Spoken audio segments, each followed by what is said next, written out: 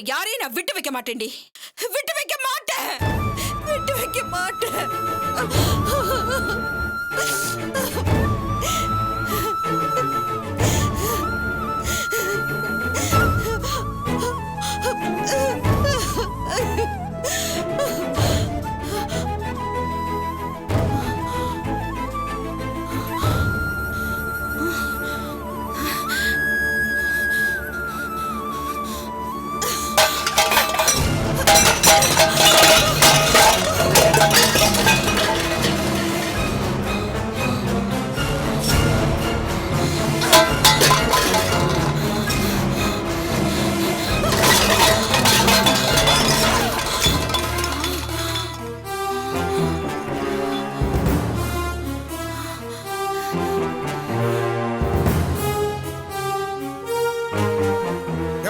என்ன பண்ற? என்னாச்சுமா? அக்கா, எனக்கு ஆச்சு? ஏன் இப்படி பண்றீங்க? துரோகிங்க என்ன அசிங்கப்படுத்துறாங்க கோகிலா. ஏமா கோவம் வந்து அதுக்காக இப்படியா பொறுப்பு இல்லாம நடந்துப்ப? மேல அடிக்கடி பட்டிருந்தா என்ன ஆகுது? ஏங்க கொஞ்சம் பேசாம இருக்கீங்களா? அவங்க வேதனை அவங்களுக்கு. அக்கா அழாதீங்கக்கா. உங்க கஷ்டத்தை என்னால புரிஞ்சுக்க முடியுது. ஆனா இப்படி தனியா அழுது கோவப்பட்டு யாருக்குக்கா லாபம்? நல்ல வேளை ஹவுஸ் ஓனர் அம்மா வீட்ல இல்ல. இருந்திருந்தா இந்நேரம் வீட்டை காலி பண்ண சொல்லி பெரிய ரகளையே பண்ணிருப்பாங்க. ஏமா உனக்கு டாக்டர் மேலதான் கோவம்? போய் நேர்ல திட்டு. நாக்கப்படுங்கிற மாதிரி நாளைக்கு கேள்வி கேளு. எதுக்கு? போய் சண்டை எடுத்துட்டு வரதுக்கா? இவங்களதான் வீட்டு பக்கமே வரக்கூடாதுன்னு சொல்லிருக்காங்கல்ல. அதுக்காக கோவத்தை காட்டுறதுக்கு இதுவா வழி? தாங்க முடியலன்னா போன் போட்டாவது நாளை திட்டுறோம். இப்படி வெறி பிடிச்ச மாதிரி நடந்துக்கிட்டா இப்படியே? கோகிலா, எனக்கு அவரோட பேசணும். அவர் பண்றது நியாயமானு கேட்கணும். என்ன கஷ்டப்படுத்தி வேடிக்கை பாக்குறீங்களே, சந்தோஷமானு கேட்கணும். உங்ககிட்டதான் போன் இருக்குல்லக்கா, நீங்க பேசலாம்ல. நான் போன் போட்டா கட் பண்றாரு கோகிலா. ஓஹோ, நீங்க அந்த அளவுக்கு ஆகாதவங்களா போயிட்டீங்களா? ஏங்க உங்க நம்பர்ல இருந்து அவருக்கு போன் பண்ணுங்க. அவர் எப்படி பேசாம இருக்காருன்னு பார்க்கலாம். அம்மா அழாதம்மா, அவர் நம்பர் கொடு. அவருக்கு நான் போன் போட்டு தரேன். அவர்கிட்ட கேளு. சும்மா இருந்தா யாருக்கும் நியாயம் கிடைக்காது.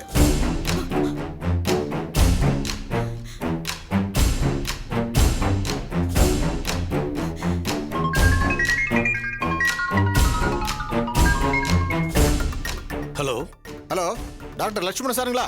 ஆமா, நீங்க? சார் ஒரு நிமிஷம். அம்மா அவர்தாம்மா, பேசுமா பேசு. ஹலோ, நான் புவனா பேசுறேங்க. வேற நம்பர்ல இருந்து ஃபோன் பண்றேன்.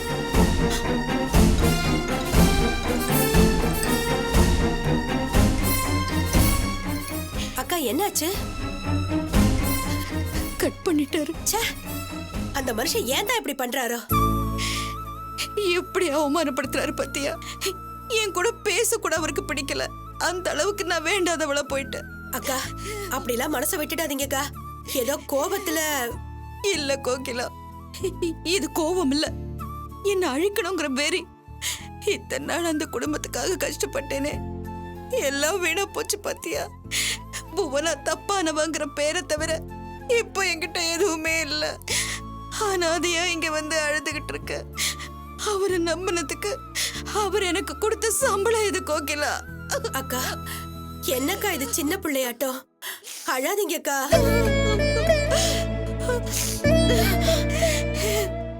எல்லாருமா சேர்ந்து என்ன கதற வச்சுட்டாங்க கோகிலா. அக்கா உங்களுக்கு என்னக்கா? இப்ப கூட உங்களால ஒரு நல்ல வேலையில சேர்ந்து நல்ல திறமையா முன்னுக்கு வர முடியும். யார நம்பியும் யாரும் பிறக்கலக்கா. நீங்க ஏன்க்கா அழறீங்க? அம்மா அழாதம்மா. உன் கஷ்டம் எப்பவும் இப்படியே இருந்துராது. சாரோட மனசு என்னைக்காவது ஒரு நாள் மாறும். இதெல்லாம் கொஞ்ச நாள் கஷ்டம்தான். ஆமாக்கா, பல்ல கடிச்சிட்டு பொறுத்துக்கங்க. ஒரு நாள் உங்க வேதனையெல்லாம் தீர்ந்து நீங்க நல்லா இருப்பீங்க. கோகிலா, அது சாப்பிட்டுச்சா இல்லையான்னு தெரியல. சாப்பிடறதுக்கு ஏதாவது கொண்டு கொடு. அவங்க தான் எதுவுமே சாப்பிட வேணாம்னு சொல்றாங்களே. அது அப்படிதான் சொல்லும். நீ சாப்பிடறதுக்கு ஏதாவது ரெடி பண்ணி கொண்டு கொடு. அக்கா நீங்க தைரியமா இருங்க அக்கா. நான் போய் சாப்பாடு எடுத்துட்டு வரேன். முதல்ல சாப்பிடுங்க, மத்ததெல்லாம் அப்புறமா பேசிக்கலாம்.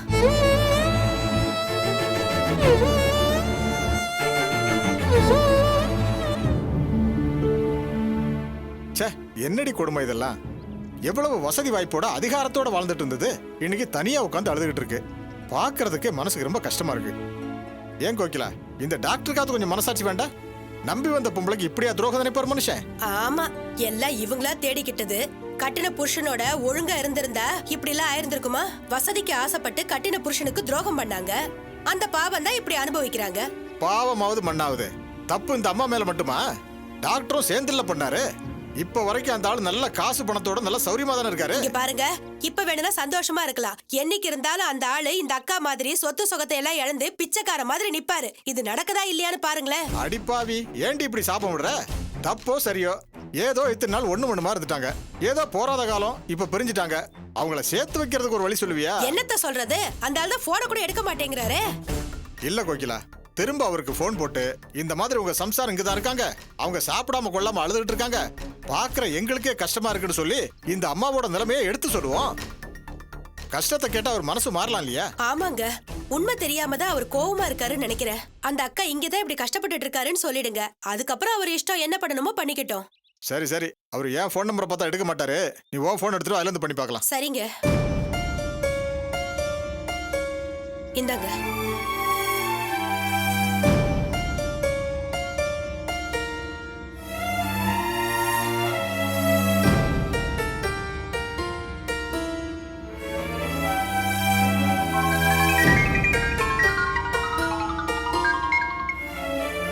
ஹலோ சார் சார், அவசரப்பட்டு போனை கட் பண்ணிட்டாங்க சார். நான் சொல்றத கொஞ்சம் பொறுமையா கேளுங்க சார். உங்க ஒய்ஃப் புவனா இருக்காங்களே, இப்ப அவங்க எங்க வீட்டு பக்கத்துல தான் வீடு எடுத்து தங்கியிருக்காங்க சார். அவங்க வந்ததுல இருந்து ஒரே அழுக சார். சாப்பிட கூட மாட்டேங்கிறாங்க. அவங்கள பாக்குறதுக்கே ரொம்பவும் கஷ்டமா இருக்கு. ஹலோ சார், கேக்குறீங்களா? ம், கேட்டுட்டு தான் இருக்கு, சொல்லுங்க. சார், உங்களுக்குள்ள என்ன பிரச்சனைன்னு எனக்கு தெரியாது. என்ன இருந்தாலும் அவங்க வசதியா இருந்தவங்க. இங்க வந்து இத்து போன ஒரு வாடகை வீட்டுல பாத்திரம் பண்ண கூட இல்லாம அவங்க கஷ்டப்படுறத பாக்குறப்ப எங்களுக்கே ரொம்பவும் சங்கடமா இருக்கு சார். நீங்களே நினைச்சு பாருங்க சார், நேத்து வரைக்கும் ஹாஸ்பிட்டல்ல கம்பீரமா வேலை பார்த்தவங்க இன்னைக்கு மாத்து துணி கூட இல்லாம வெறும் தரையில படுத்திருக்கிறது எவ்வளவு பெரிய கொடுமைன்னு யோசிச்சு பாருங்க சார். இதை பாருங்க மிஸ்டர், இதெல்லாம் அவளா தேடிக்கிட்டது. மத்தவங்க மனசை புரிஞ்சுக்காம அகங்காரமா நடந்துக்க மட்டும் தெரியுதுல்ல? ஏன் ஒரு நல்ல வீடா பார்த்து அங்க போய் தங்கி தனக்கு தேவையான ட்ரெஸ் எல்லாம் வாங்க தெரியாதா என்ன? சார், நான் ஒரு உண்மை சொல்லட்டுங்களா? இந்த நிமிஷம் அவங்க கிட்ட ஒத்த பைசா கூட கிடையாது சார். இருந்த நகையெல்லாம் அடமானம் வச்சு வாடகை வீட்டுக்கு அட்வான்ஸ் கொடுத்துட்டாங்க. அடுத்த வேளை சாப்பிடுறது கூட வழி இல்லாம தான் சார் இருக்காங்க. இல்லாதவங்க எங்க வேணாலும் எப்படி வேணாலும் இருக்கலாம் சார். ஆனா இவங்க கார் பங்களான்னு நல்ல வசதியா இருந்தவங்க இப்ப 10 அடிக்கு 10 அடி வீட்டுல அடைஞ்சு கிடக்கிறது சத்தியமா சொல்றேன் சார், அவங்க நிலைமை ஒரு எதிரிக்கு கூட வரக்கூடாது சார். நேத்து வரைக்கும் கோடீஸ்வரியா இருந்தவங்க இன்னைக்கு சாப்பாட்டுக்கே வழி இல்லாம கஷ்டப்படுறாங்க. கிட்டத்தட்ட பைத்தியம் பிடிச்ச மாதிரி கதறி அழுதுகிட்டு இருக்காங்க சார். எங்களால அவங்கள எப்படி சமாதானப்படுத்துறதுன்னு கூட தெரியல சார். சார், நீங்க தப்பா எடுத்துக்கலன்னா நான் ஒன்னு சொல்றேன், கேட்பீங்களா சார்? சொல்லுங்க. அவங்க என்னதான் தப்பு பண்ணியிருந்தாலும் இத்தனை வருஷம் உங்களோட குடும்பம் நடத்திருக்காங்க. அதை மனசுல வச்சுக்கிட்டாவது அவங்க கஷ்டத்தை கொஞ்சம் புரிஞ்சுக்கங்க சார். உங்க ஒய்ஃபா நினைச்சு கூட வேண்டாம், அவங்கள ஒரு மனுஷியா பாருங்க. அவங்க பசியும் பட்டினியுமா கஷ்டப்பட்டா அது உங்களுக்கு தானே சார் அசிங்கம்.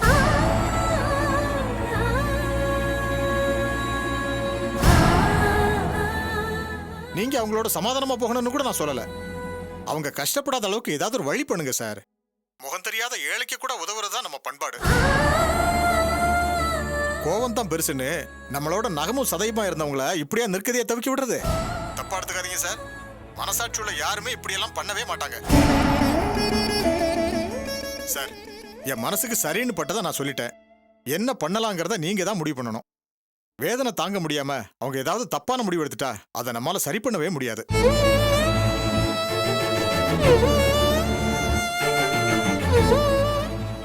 அதை மனசுல வச்சுட்டு ஏதாவது பண்ணுங்க சார். நான் தப்பா பேசியிருந்தா என்ன மன்னிச்சிருங்க சார்.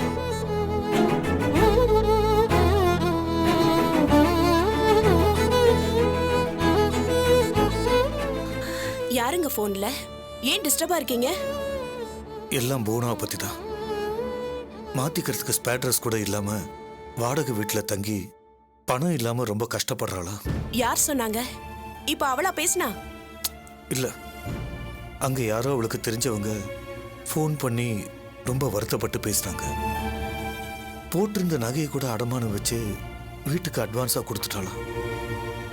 இப்ப சாப்பாட்டு செலவு கூட பணம் இல்லாம ரொம்ப கஷ்டத்துல இருக்கலாம். சுந்தரி, நீ தப்பா எடுத்துக்கலனா அவளுக்கு ஏதாவது ஹெல்ப் பண்ணலான்னு பாக்குறேன். நானே அதை பத்தி பேசணும்னு தாங்க நினைச்சிட்டு இருந்தேன். என்னதான் அவ தப்பானவளா இருந்தாலும் அவளை வெறும் கையோட அனுப்பியிருக்க கூடாது. இத்தனை நாள் ஆடம்பரத்தோடவும் அதிகாரத்தோடையும் வாழ்ந்தவ இப்ப பணம் இல்லைன்னா எப்படி? நீங்களும் யோசிக்காம அவளோட கிரெடிட் கார்டு, டெபிட் கார்டு எல்லாத்தையும் பிளாக் பண்ணிட்டீங்க. காசுக்கு அவ எங்கதான் போவா? இந்த சொத்துல அவளுக்கும் பங்கு இருக்குங்க. ஹாஸ்பிட்டல் முன்னேற்றத்துக்காக இத்தனை நாள் அவ உழைப்ப கொட்டியிருக்கா. அவளுக்கு சேர வேண்டிய பங்க ப்ராப்பரா பிரிச்சு கொடுத்துடணும். அதான நியாயம்? என்னால இன்னொருத்தர் வாழ்க்கை கெட்டக்கூடாதுங்க. மத்தவங்க என்னதானே தப்பா பேசுவாங்க. நியாயமா அவளுக்கு சேர வேண்டியது என்னவோ அதை கொடுத்துருங்க. இப்போ அவசரப்பட்டு ப்ராப்பர்ட்டிஸை பிரிக்க முடியாது. லீகலா சில பிரச்சனைகள் இருக்கு. அதுக்கு ரொம்ப நாள் ஆகும். சரிங்க, அவ செலவுக்கு செட்டில் பண்ணி ஆகணும்ல. கையில காசு இல்லாம அவ என்னதாங்க பண்ணுவா? நானும் அதை பத்தி தாமா சொல்ல வந்தேன். மாசம் மாசம் அவ செலவுக்குன்னு ஏதாவது ஒரு அமௌண்ட்டை கொடுத்துருவோம். வசதியான வீடா பார்த்து தங்கிக்கிட்டோம். அதுக்கான ரெண்டல் செலவை நாமளே ஏத்துப்போம். கொஞ்ச நாள் போட்டோம். அதுக்கப்புறமா ப்ராப்பரா அவளுக்கான செட்டில்மெண்ட்டை பண்ணிடலாம். எனக்கு எந்த அப்ஜெக்ஷனும் கிடையாது. ஆனா ஒரே ஒரு கண்டிஷன்.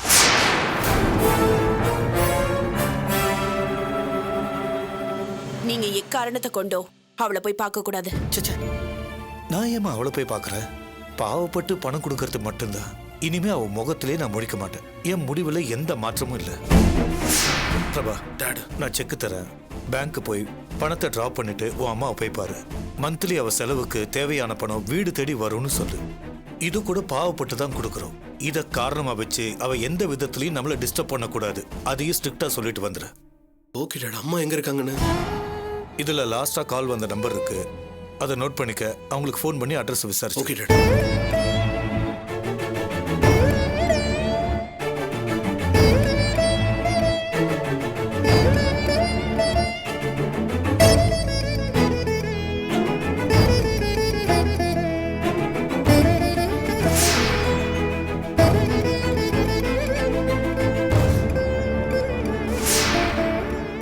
பிரபா, இந்த செக். ஓகே ஓகே டாட், நான் பாத்துக்கிறேன். வரம்மா, வரேன் டாட்.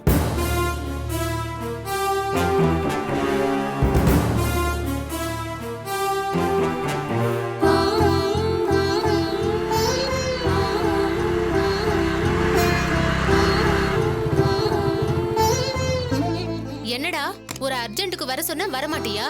நீ ரொம்ப தான் பிஹேவ் பண்ணிக்கிற. இல்ல கல்யாணி, உன் அம்மா தான் பெரியவங்க சம்மதம் சொல்ற வரைக்கும் உன்னை பார்க்க கூடாது, பேசக்கூடாதுன்னு சொல்லிட்டாங்கல்ல. இப்ப அதான் உன் பிரச்சனையா? அநியாயத்துக்கு நல்லவன் ஆயிட்ட. நீ எனக்காக காத்திருந்த காலம் போய் உனக்காக இப்ப நான் சந்தோஷம்டா. சரி, என்னை எதுக்கு வர சொன்ன? அப்பாவுக்கு இப்ப எப்படி இருக்கு? பெருசா சொல்லிக்கிற மாதிரி இல்ல. எங்களால அவர் உயிரை மட்டும் தான் காப்பாற்ற முடிஞ்சது. அவரை நினைச்சாலே ரொம்ப கஷ்டமா இருக்குடா. எப்படி இருந்த மனுஷன்? ஏய், இப்ப அதை பத்தி விசாரிக்க தான் கூப்பிட்டியா? இல்ல, வேற? உன் அம்மா அப்பாவோட வேலைக்கு துளசிதான் போயாகணுங்கிற மாதிரி சொல்லிட்டாங்களாமே, உண்மையா? உண்மைதான். உங்க மனசுல என்ன தானே நினைச்சிட்டு இருக்கீங்க? அவ படிக்கிற பொண்ணு, அவளை போய் படிப்பை நிறுத்தி வேலைக்கு போன்னு சொன்னா என்னடா அர்த்தம்? என்ஜினியரிங்கிறது எவ்வளவு பெரிய படிப்பு. சீட்டு கிடைக்கிறதே பெரிய விஷயம். அவ எவ்வளவு கஷ்டப்பட்டு சேர்ந்தா. அத போய் கெடுக்க நினைக்கிறீங்களே, இது தப்பு இல்லையா? கல்யாணி, இது என்னோட முடிவு கிடையாது. அம்மா எடுத்த முடிவு. என் அப்பா இப்ப எப்படி இருக்காருன்னு தெரியும்ல. யார் நினைச்சாலும் அவர் வேலைக்கு போறது ரொம்ப கஷ்டம். இனிமே சம்பளம் இல்லாம எப்படி? ஏய், அவருக்கு அப்புறம் அந்த வீட்ல எல்லாம் நீ தானடா. நீ சம்பாதி, உன் குடும்பத்தை நீ காப்பாத்து. அதை விட்டுட்டு இன்னொரு வீட்டுக்கு கல்யாணம் பண்ணிட்டு போனவள என் குடும்பத்துக்கு நீ சம்பாதிச்சு கொடுக்கணுங்கிறது எந்த விதத்துலடா நியாயம்? நியாயமா பார்த்தா உன் அக்காவுக்கு எல்லாமே நீ தான் பண்ணணும், நீ தான் பாத்துக்கணும். நீங்க அவளுக்கு ஒண்ணுமே பண்ணாட்டியும் பரவாயில்ல, அவ சம்பாதித்துல குடும்பம் நடத்தலாம்னு நினைக்கிறீங்களே, உங்களுக்கு வெக்கமா இல்ல? அக்காவை வேலைக்கு போக சொன்னது நான் இல்ல. உன் அம்மாவே சொல்லியிருந்தாலும் தப்புன்னு நீ இல்லடா சொல்லிருக்கணும். இன்னைக்கு அவ வருமானத்துல உக்காந்து திங்க நினைக்கிற நீ, நாளைக்கு உன்னை கல்யாணம் பண்ணிக்கிட்டா என்னோட வருமானத்துல உக்காந்து திங்க நினைப்ப. உன்னெல்லாம் எப்படிடா நம்புறது? கல்யாணி ப்ளீஸ், என் மேல எந்த தப்பும் கிடையாது. அம்மா பண்ண தப்புக்கு என் மேல ஏன் கோவப்படுற? டேய், பாவண்டா அந்த பொண்ணு. இப்பதான் கல்யாணம் பண்ணிட்டு போன இடத்துல கொஞ்சம் நிம்மதியா இருக்கா. அவ படிப்பை கெடுத்து அவளை வேலைக்கு போக சொல்லி அவ நிம்மதியை கெடுத்துறாதீங்க. உங்களால புருஷன் பொண்டாட்டிக்குள்ள பிரச்சனை வந்துட்டா அதை யாரா தீர்க்கறது? உங்க கஷ்டத்தை நினைச்சு வேலைக்கு போய் உங்களை பாத்துக்கணுங்கிற முடிவோட தான் இருக்கா. ஆனா படிப்பை பாதியில நிறுத்த போறமேன்னு எப்படி ஃபீல் பண்ணா தெரியுமா? அவ படிப்பை உயிரா நினைக்கிறவடா. படிச்சு பெரிய ஆள் ஆகணுங்கிற கனவோட இருக்கா. அதுல மண்ணலி போட்டுறாதீங்க. இல்ல கல்யாணி, அக்கா படிக்கணுங்கிறது தான் என்னோட ஆசையும். ஆனா அப்பாவோட வேலைக்கு யாராவது ஒருத்தர் போய் தான் ஆகணும். இல்லனா ஃபேமிலியை ரன் பண்ண முடியாது. நீதான் இருக்கல்ல, அப்பாவோட வேலைக்கு நீ போலாமே. நானும் தானே படிச்சிட்டு இருக்கேன். நீ படிக்கிறது ஆர்ட்ஸ் காலேஜ்ல. வேலைக்கு போயிட்டே கூட கரஸ்ல படிக்க முடியும். ஆனா இன்ஜினியரிங் அப்படி கிடையாது.